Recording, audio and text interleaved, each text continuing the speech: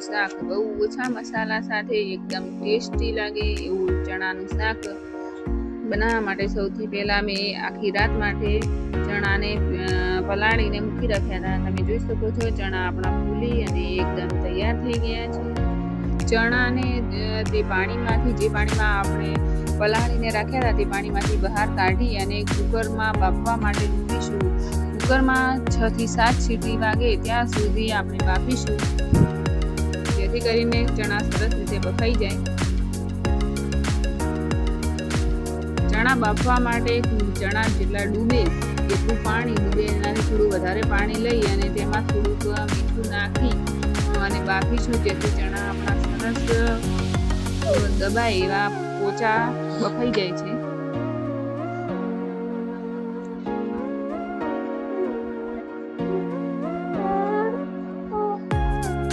City પડે એટલા બફાઈ ગયા છે. હવે તેમાંથી વરાળ નીકળે ત્યાં સુધી આપણે લસણ અને મરચાંની પેસ્ટ બનાવીશું. લસણમાં લીલા મરચાં સમાર્યા છે.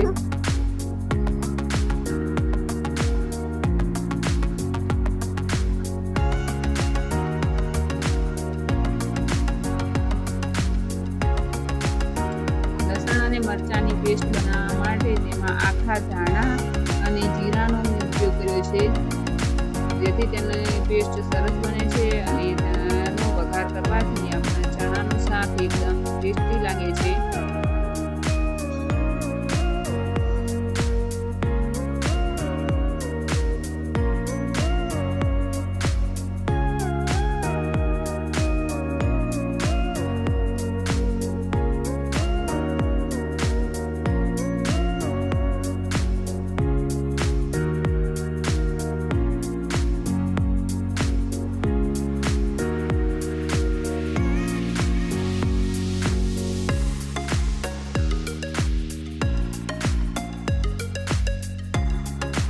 તમે જોઈ શકો છો આપણે લસણ અને મરચાંની પેસ્ટ એકદમ સરસ રીતે તૈયાર થઈ જવા આવી છે.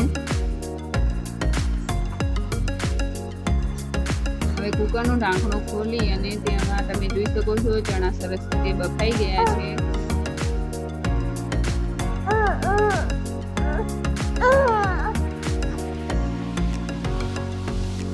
ચણાને આવી રીતે દબાવીએ તો એ એકદમ દબાઈ જાય છે, સરસ બફાઈ ગયા છે.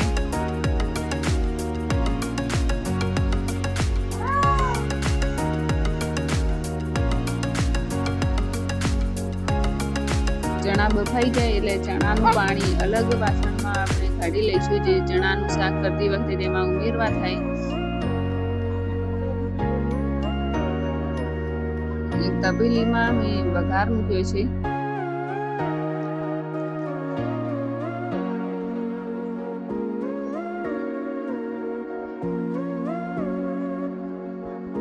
તેલમાં થોડી રાઈનો વઘાર કરીશું. રાઈ ફૂટે ત્યાં સુધી આપણે તેલને ગરમ થવા દેવાનું છે.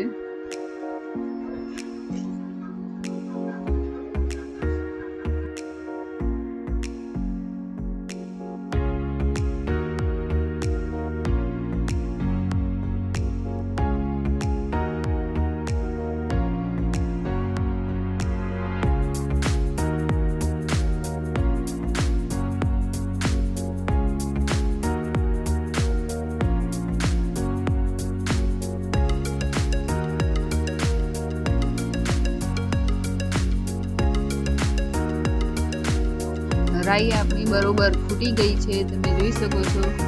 પછી તેમાં થોડા ચપટી જેટલા અજમો નાખીશું અને જે આપણે લસણ અને મરચાંની પેસ્ટ બનાવી હતી એ બધી એડ કરી દઈશું.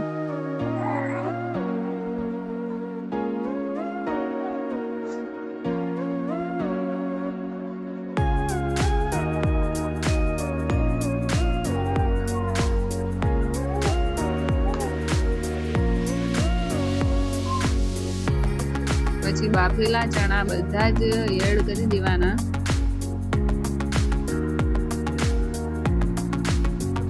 સ્વાદ અનુસાર મીઠું નાખવાનું.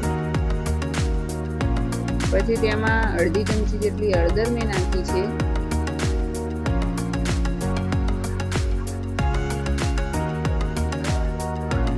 2 થી અઢી ચમચી જેટલો લાલ મરચાંનો પાવડર નાખ્યો છે.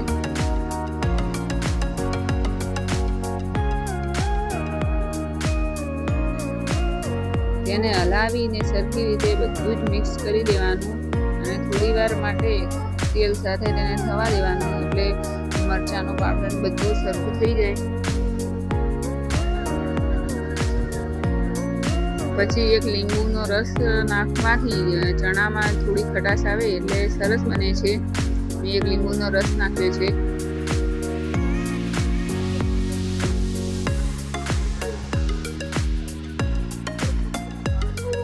લીંબુનો રસ નાખી અને સરસ સરખી રીતે મિક્સ કરી દેવાનું.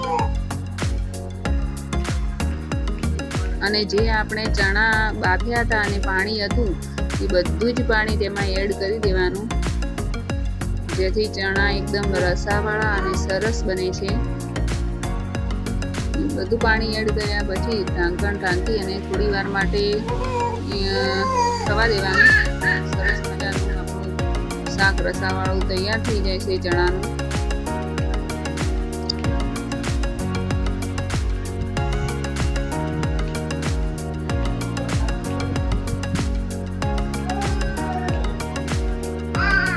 તમે જોઈ શકો છો ચણાનું શાક એકદમ સરસ તૈયાર થઈ ગયું છે.